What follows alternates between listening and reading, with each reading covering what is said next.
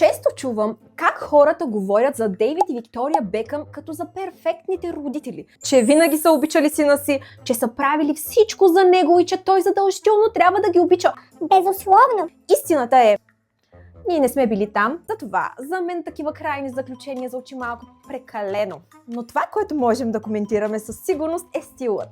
На сватбата на сина си Виктория Бекъм беше облечена безупречно.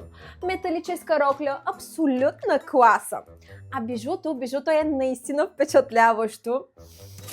Да, диамантът с крушовидна форма 21,5 карата. Вау! Честно, това не мога да си го представя, но пожелавам на всеки, който може да понесе тази слава и тези пари, включително и аз.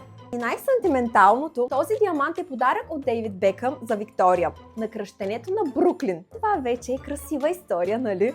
А ако в момента нямате възможност за диаманти на такава стойност, може да надникнете в moody-shop.com. Там съм ви подготвила много красиви, елегантни бижута, които ще ви красят на вашите официални моменти. И неофициални, разбира се. Не забравяйте ме последваш за още такива видеа и ако имаш въпроси, може да ми пишеш от moody-shop.com, през чатът на сайта или тук. Чао!